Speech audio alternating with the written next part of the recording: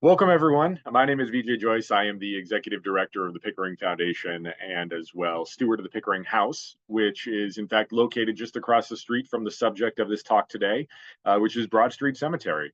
I'm here to give a little history of Broad Street Cemetery as it is one of the oldest cemeteries within Salem. It's actually the second oldest, the first one being the Charter Street Cemetery in the center of town.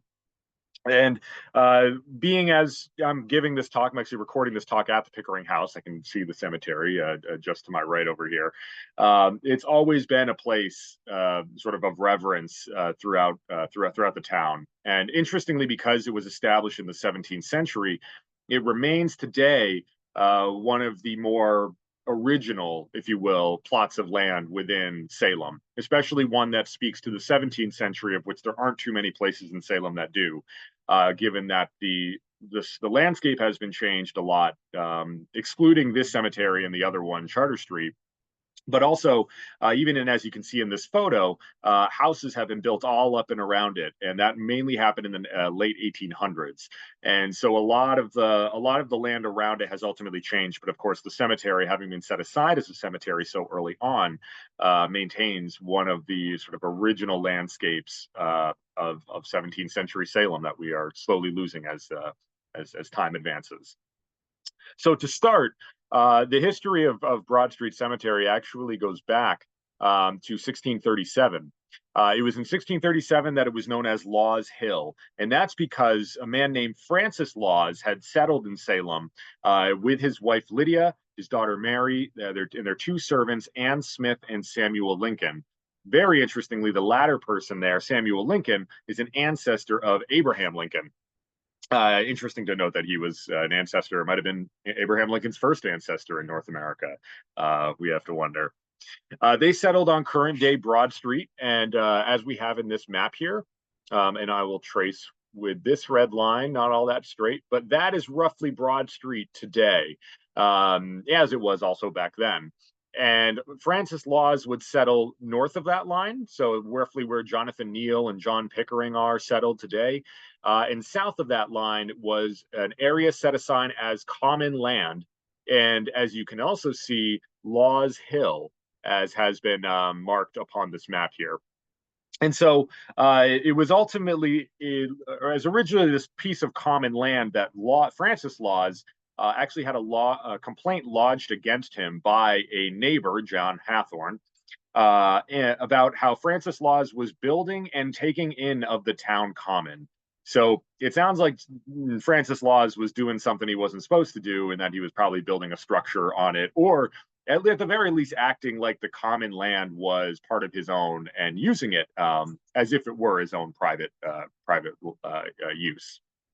And so that complaint was ultimately heard by a man named Jeffrey Massey and a Mr. Gardner, and they were appointed to view, view and see follow up on the complaint, really, and then to make notice at the next town meeting of what they came up with. So we don't exactly know what came from that. It might be that the complaint was enough alone to prevent any more building or taking in of the common from the Lawses. We're not quite sure. But it was ultimately first known as Laws Hill Burial Place. And you can see right below the circled words of Laws Hill as are the words burial place. And later it was known as the Old Common Burying Hill. However, there's a bit of an intermediary moment there, under which, if you notice on this next slide, let me get that over here. Okay. In 1642, we have, clear the notation, there we go. In 1642, you ultimately have it be known as, well, it was colloquially known within the family of the Pickerings, who were just across the street. Again, I'm filming this from the Pickering house. They established for themselves a small private burying ground, sort of in this red sort of squared area, is roughly where the earliest graves of of Laws Hill, or the common land, if we will, were established. And I should note the Pickerings, they weren't burying people on the common land. They themselves had actually purchased the land that if you notice where right below the circle, the red circle there, it says John Pickering, and the words Broadfield are also across it as well. It's that plot of land specifically that the Pickerings themselves would buy, and it was right on the edge of that land where the graves of the earliest Pickerings would have been located. An interesting point about this of the Pickering land, the one that says John Pickering, the largest plot of land here in this image, they had purchased it from the Downing family, specifically Lucy Downing, who was the sister of Governor John Winthrop and wife of Emmanuel Downing. She actually sold off this land to pay for her sons, George Downing. She sold this land off to pay for his Harvard College commencement dinner. He was, in fact, a member of the first graduating class and the first graduate of Harvard from Salem. George Downing would ultimately move to England, where he attained a lot of property, including Downing Street, which was named after him, and is, of course, if you know that term, it's the current home to the Houses of Parliament. So equal to Pennsylvania Avenue here in the United States, as that is the road under which the White House is located. Downing Street in London is the equivalent to the English over there. So it was in 1642 that we have it known as Pickering Hill, this portion of the Broad Street Cemetery, sort of the southern, like southeastern portion of the cemetery itself, under which it was first established. And then it later officially becomes known as the burying place, where, flip to the next slide. In 1655, it officially becomes known as Law's Hill Burying Place, or the Old Common Burying Hill. Ye is shorthand for the. Ye is just, if you were to pronounce it out, if you're not actually phonetically saying ye, it's the Old Common Burying Hill. And it was ordered by the town, as I have excerpted it here. There shall be a burial place on the hill above Francis Law's house. So again, using this map as we have it here, Francis Law's house is probably somewhere, actually not right there, because that's the Pickerings. They've been there for a while. It's probably where Jonathan Neal's property is on this map. That's roughly likely where Law's Hill or Francis Law's house would have existed. And I always like to see the votes of the selectmen as well. You can see there's some pretty big names in there. Corwin, of course, being one of the Corwin house. Which has now become known as the Witch House. I want to take a moment, though, to talk about this burial hill, because you can kind of see it in Charter Street Cemetery, but with all the advancement and the building that's been happening there, you can't quite get a good grasp of it. But what is incredible, what is really amazing, is that these old cemeteries, they were located really at these high hills. If I go back to the previous slide here, you can see that it was here, the Broadfield land, under this quote that I have on the right-hand side, saying that the highest point east of the public cemetery, right? So that's where the Pickerings were burying their people, at the highest point. And it's that highest point that I wanted to point out. It's because these old cemeteries, what they would have viewed would have been this incredible natural vista that the height that people would have been on would have been able to see, and it's something we lose today because of the modern buildup of this city. But I have some images here showing a couple cemeteries. These are actually out of Gloucester and Rockport, so this is up north from us here. But because they're situated very close to the coast, and so was this Broad Street Cemetery was as well, located near the coast, although not so much the open ocean as we have with these cemeteries. They have since been built up around them. However, this, as we can see, is more of roughly what Broad Street Cemetery would have looked like originally, and as well the views that they would have had. And it's sort of these high vistas, these moments of really of wonder that they, of course, would want to have as the most reverent place to bury your loved ones within this area. So while the Broad Street Cemetery is one of the oldest, as I mentioned, 1655 is when it was formally established, but of course we have evidence of burials going on there going back to the 1640s even. The oldest stone that remains within the cemetery is actually from 1693. And it's near the south end of the cemetery. If you see in the image on the right-hand side, that pink house and the yellow house, If you know the Broad Street Cemetery, that's sort of more on the sort of the southern end of the cemetery itself. Summer Street runs right in front of that pink and yellow house there. And it marks the remains of Daniel and Mary Lambert. It's likely that this is because it's the oldest stone, it doesn't mean that it was the oldest burial. There are no doubt still bodies very much buried within the ground that have not been marked and or were not marked with stone markers. In fact, it was some of the earliest research we have around this is showing that they were actually wooden markers, which of course are not going to last into the 21st century, having been exposed to the elements such as these are. So we're very lucky to have the one from 1693. But note, though, that it is not the oldest burial that exists within the cemetery itself. So from 1693, we kind of take a big, broad jump all the way up to 1780.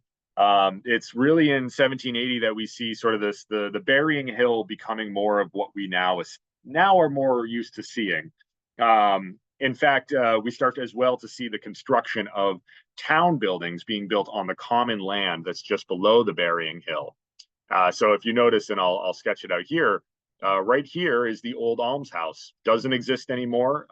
There was as well an old almshouse on the common, on the Salem Common, what is now Washington Square in the center of town.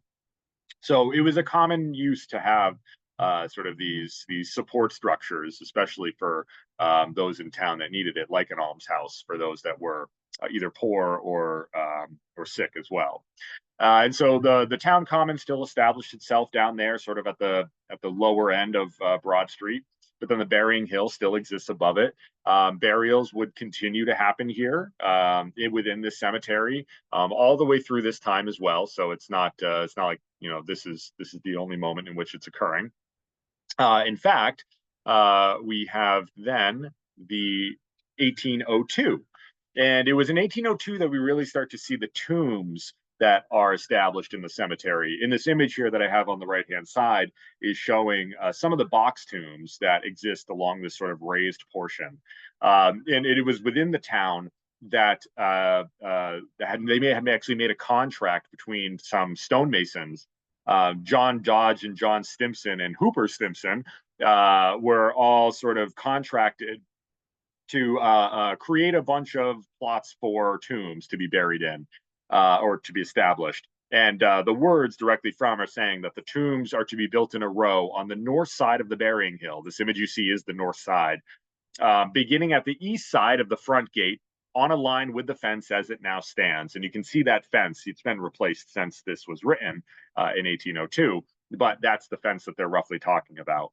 And those tombs have a perfect opportunity to be easily accessed because that little flat walkway that we see next to that fence there is in fact an old cart path that they would during times of funeral they would bring people over and of course bring them right to the tombs. They don't have to climb those hills, specifically the horses and the carriages that are carrying these caskets. So this is a very long description. I will leave it up here for you to read. I'm not going to read it all to you, but what it does is it describes the dimensions and it describes how the tombs themselves are to be built. These are the specifications for the contract, in which they ultimately describe a size, a large size that's of a tomb that's actually buried underground. And as this description as well describes, there's multiple bodies buried within each of these tombs. So it's not like a gravesite for a single person. Generally, these tombs are like family plots. But instead of them all being buried within the ground in different spots, they're all underneath the ground within this sort of brick enclosure that has rooms or niches, if we will, for the actual caskets with the bodies that they hold. I also was able to find this, which is not from the Broad Street Cemetery. This is, in fact, from a cemetery down near Boston of a tomb being worked on. And it's an interesting point because currently there is a tomb that is being slowly picked apart by tourists or other ne'er-do-wells. As the tomb is built out of brick, it's raised above the ground, much like this stone in this image is raised above the ground. That's the actual marker right there. That's the marker of the tomb, but no bodies are actually buried within it. It's all underneath. So the tomb that's getting picked apart that's been made of brick, I think, are because people think that there are people buried just beyond that brick wall, when in reality that's not the case at all. They're all buried underground. And what we can start to see here, and you can also see within the description I have on the left-hand side, is the continuation of that contract. This right here is the door that would be opened onto, and you can kind of see the little bit of break in the stone.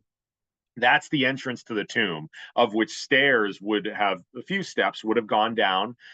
You might be able to stand up in there if you're just under 6 feet or so. And on either side of you and in the front of you, there would be little niches where where the caskets would be laid. So to access the tombs, you actually have to dig out the ground a little bit. And then once you dig it out, there's a little slab that you pull open, and that has stairs that go down, and it's from there that you actually access the bodies and see and pay respects to the people. So this here is a great example, as you can see it, of sort of what we see on Broad Street Cemetery and what lies beneath the ground of that of that tomb right there. Not specifically that tomb, as I mentioned, but similar to it. This is as well an old photo of the Broad Street Cemetery. This comes to us from Frank Cousins. You can see sort of how at this point in time, we're leading in the Victorian age of burial practices. And so we start to see things like these family plots and these tombs be more established. The early colonial era of cemetery design was, as we saw before with the the Lambert stone from 1693. It's a stone where people are buried just in the ground right underneath it. But this Victorian era of burial really is more about having the family all live together have all the family buried together in a plot, of which that plot is buried underground. Or as you might be able to see with the plots that are gated, they might have some stones above that mark who's buried underneath, but generally everyone's all in there, all together in their one plot.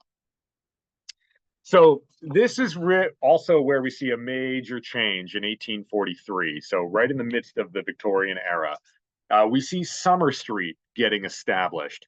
And I have these two maps here. The one on the left is from 1700. The one on the 8 is 1851. And in those red circles, square circle things, I've called out the location of where Summer Street either is going to be or is now. So in the map from 1700, if you notice, the road, sort of this what they call the highway here, comes and it dead ends right here. And in fact, the word that is right there is gate. And that's because that was the end of the highway, and there was a gate, a red gate specifically from the Pickering files, as they describe it, a red gate that opens up onto the Pickering fields, what is the broad field for the Pickerings right here. But as the 1800s are progressing, you can clearly see a huge difference between the habitations and where houses exist on the 1700 map versus the 1851 map. And what you'll notice is all the houses. I mean, not just the houses, but the streets. So you've got Mount Vernon Street here. You then have Endicott Street below that. You have Prescott Street. You have Winthrop Street here. And then the major one, which is this road, that's Summer Street.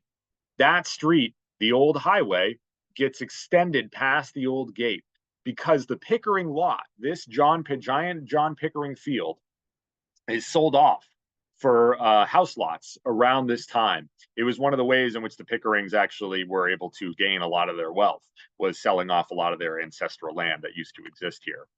And I have from the old Pickering files.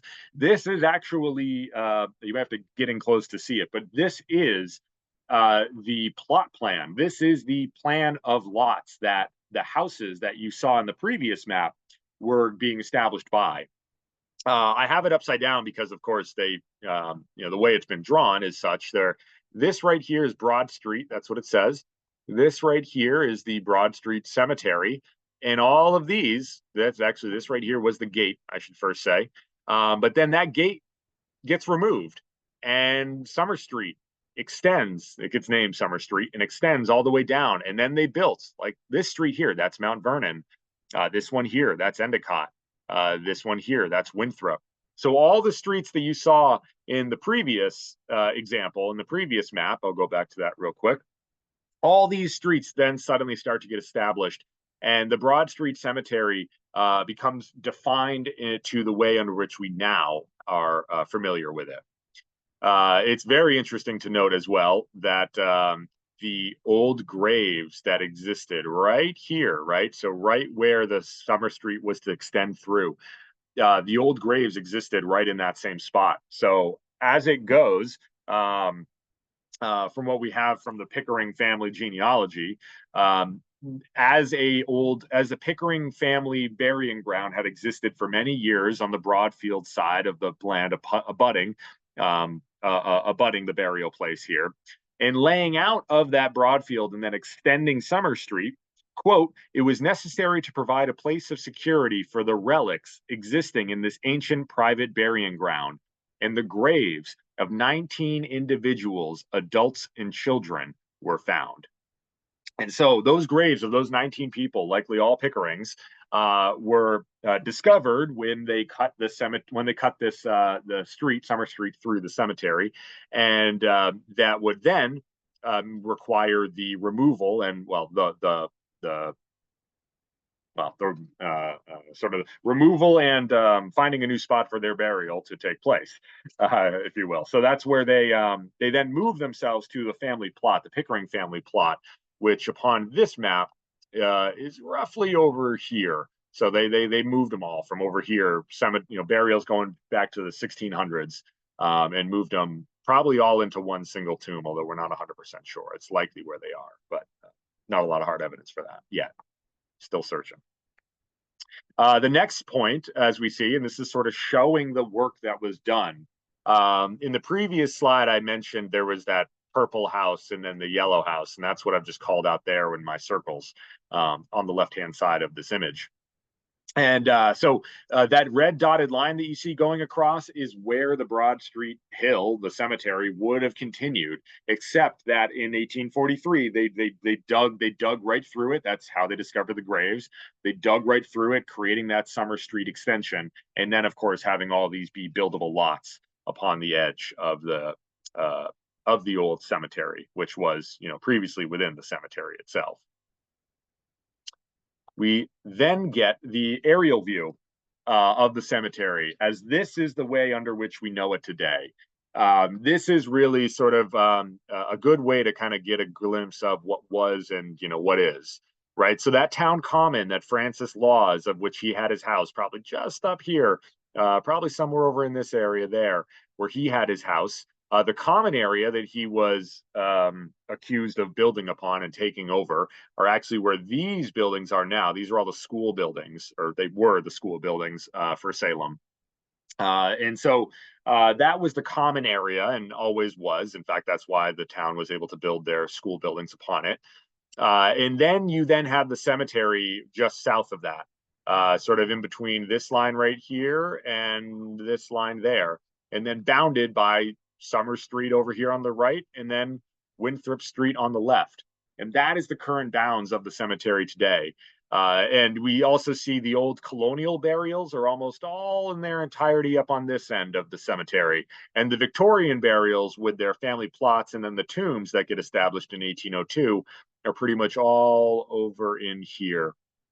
And you can actually see, and I'll erase all these lines, but this line that I'm now drawing, that is that cart path that bordered right up against those tombs, allowing for an easy burial for anyone that was to be buried within those spots. In 1856, we get a more formally established Victorian cemetery when a metal iron fence like this is established. The mayor, in fact, reported upon it, and that it replaced what was previously just an old wooden enclosure, so a wooden fence. A large number of choice trees, as it's quoted here, and shrubs were set out, and cast iron plaques, like the one you see on the left-hand side here, were amended to the eastern end of the fence in front of the tombs, so that they would then, give a marker for where the family plots and the family tombs would exist. As you can tell, so these are contemporary images. You can see the fences, in need of some repair, but it's actually not too bad, having been installed in 1856. And even the markers, the tomb markers that you see on the left-hand side are still in existence, although, maybe a bit rusted, but they're still there. You can still read them to an extent. So a representation of when the Victorian era really starts to establish itself, giving us the current look of the Broad Street Cemetery as we have it today. But it's around this moment in time that we also see the age of photography growing up. And it's with these photographs that we're able to get an incredible perspective on how the old cemetery looked. But of course, the land around it, how it all changed. I love this photograph. This shows the cemetery on the right-hand side of the image. On the left-hand side are those school buildings that are still existing. They're still there. But this little pathway doesn't exist anymore. This is a different pathway than the one that's on the right-hand side of the fence, as we see the metal fence that's on the right-hand side of the image there that I called out in a previous slide. This pathway is its own little, common way path that cuts in between the backside of the schools and then, of course, the cemetery itself. All of this up until that iron fence on the right-hand side has all been removed. As far as the walkways and the trees and the fence goes, especially the wooden fence, the iron one's still there, and it's now a parking lot. It's all part of the parking lot of the former schools and soon to be developed into condos and apartments. We also have this one pretty much standing in the middle of Broad Street. The street that you see sort of running. Let's see here. I get the annotation going here. It might make it a bit easier to describe. You can see there's all these people right here standing along the edge of the street. So what they're standing upon is, first, this line is Winthrop Street. Right in front of us is Broad Street. And so what we're looking at here with the steps are the current steps that go up and access the Broad Street Cemetery. So this is that main entrance into it. You can see at this point, all of these houses that were once on Pickering land have been built. And so creating the southern border of the cemetery. You can see as well, all of these white markers here. These are markers for the family tombs. They're not grave markers. They're not marking the site of an individual grave. They're marking the tomb locations, which underneath them, as they're built up on a raised hill, underneath them would be a stone slab that you would dig out, and after digging that out would be the door. That's the door to get to the tomb itself. Moving on to the next one. This one here is showing Summer Street. So this is the Summer Street side of the cemetery, more closer to downtown. That image I showed of the path, this one here, this path as you see it, the opposite end of the path is what you see here with these bollards that exist at the end of it. And then, of course, you have the main cemetery over here with, wrapped in its iron fence to call it out. I also like to note that there's no asphalt back at this time in this 19th century photograph, and so it's just dirt, and it sort of shows you the reality of the muddy nature of this of these old streets, right around this property. All right, and then to the next we have. This is again that Frank Cousins photo, one that's not cracked and broken, but one that gives a bit more of a sort of a better sense of the trees that get planted, how the property of the property of the cemetery itself has been treated. You can see a lot of these in fact, a lot of these grave markers are still in existence. They're still there. The most famous one, the one that everyone looks for, the one that everyone asks me about when I'm giving a tour of the Pickering house, is where's the Corwin grave? I want to see the grave of Judge Corwin of the Witch House. Well, this is the Corwin family gravestone. It's the family plot, of which they're all buried underneath. But it's not individual stone. In fact, this was done later in the Victorian age, right around this moment in time in the 1800s, to commemorate the family, the whole family, not just that one Judge Corwin. And then these are actually the Pickering tombs, not too far from the previous Corwin tomb I just showed. These are the Pickering tombs. You have Colonel Timothy Pickering, the most famous one, right here up front. You have right in the back his son, John VI. And then each of these are, whether they're Pickerings by name or by relation, cousins and all this other such. other such stuff, for all those old relations. They're all buried right in this one plot of land. Now, these are plots that had been moved. Some of these are, some of these bodies are bodies that have been moved from when the Pickering burial place was usurped in order to allow for Summer Street to extend its way through. So these, though, like John Pickering VI and Timothy Pickering, would both pass away and be buried after that extension occurred. Actually, there's some evidence that Timothy Pickering was buried in the old burying plot and moved over, but this tomb is directly related to him and his wife, Rebecca White Pickering. And from what we know, they are buried underneath there. So, where are we next? What's amazing too is that in the 1930s, we in fact get the Works Project Administration, which was established in order to be sort of a work program for out of work, you name it, people who were out of work during the Great Depression, which were a lot of people. The Works Project Administration would put together this map of the gravestones of the Broad Street Cemetery. However, it's not a complete map. It's a map of the veterans of American wars that are buried within the Broad Street Cemetery. So not every map or not every gravestone and marker is called out, just the ones as they pertain to the veterans. The Pickerings, let's see, get my annotate tool there. The Pickerings, they're right over here. But it's everyone from the Revolutionary War, all the way up to relatively modern wars. Although haven't really been any new modern burials within the cemetery for a while, as it's been pretty full. It's been pretty full for quite a while now. A lot of bodies buried there, some buried right on top of each other. It's not a lot of room left in this relatively small plot of land. And to share a little bit of what the Friends do. Let's see here. So the Friends of Broad Street Cemetery was ultimately established in 2018 as a way to help bring awareness to the cemetery itself. Not just bring awareness to it, but as well have people learn about the history of burials, the history of death, and how it was treated through the many, many different years that this cemetery has ultimately seen. It acts as a perfect and incredible sort of touchstone, if you will, to these old ways of life, especially dealing around death, which, I think today is something we don't often like to think about. But, back in the day, it was a lot more common, especially with lack of medicine and, understanding of germs and all this other such stuff.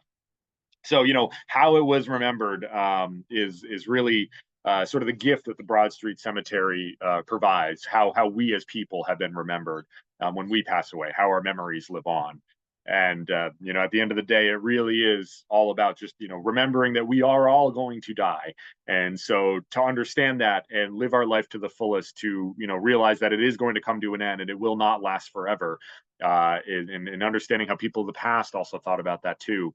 That's really the awareness that the Friends of Broad Street Cemetery is here to bring around, but also to preserve it. Because at the end of the day, it's people just like us that are here to preserve and steward this history through. If it gets lost, who else is going to step up? And, with an unknown to that question, that's why we're very lucky to have this organization here and everyone involved in the history of Salem as much as they love of it. One of the events that, in the vein of this, one of the events that we, the Pickering House, have worked in conjunction with the Friends of Broad Street Cemetery to put on was this talk this past year. Kenneth Glover, who's standing up here, he gave a talk on the veterans that were buried within the Broad Street Cemetery. This was for Veterans Day. Memorial Day. This is for Memorial Day. And under which it might be a little bit hard to see in this image because I took it from across the street, clearly. We have here, Kenneth has gone through and using the WPA map, which you can see right over here, sort of staying on the ground. He's marked out all the graves of the veterans as they are throughout the cemetery. So another way to help, bring to light this, excuse me, the sacrifices that were made by the Salem citizens in getting us to our current moment in time here today. And of course, commemorating them and remembering them is the job of human beings. And that's what we are here to do, is to help remember those that came before and built the world for us. So I want to thank you, everyone, for that. I really hope you enjoyed this brief little history of the Broad Street Cemetery. I hope that people in the future are able to get something, learn some a little bit more about this. I hope this acts as a way to help preserve and understand the full scope of the history. And I also hope that we can all take a lesson from it, a lesson that, the time in history is fleeting, but memorializing, remembering, commemorating, that's something that we can always do, no matter the time under which we live, for anyone, no matter when they lived. And that's all what we're here to do anyway, is to help support each other and remember that we're all in it together. So I want to thank you all so very much. My name is VJ again. Come visit me at the Pickering House. Wander through the Broad Street Cemetery. It's one of the most incredible old cemeteries we have here in Salem, and enjoy it to its fullest. It's a beautiful city we have, and it's a real gem of a cemetery within that city. Thank you all. Have a great one.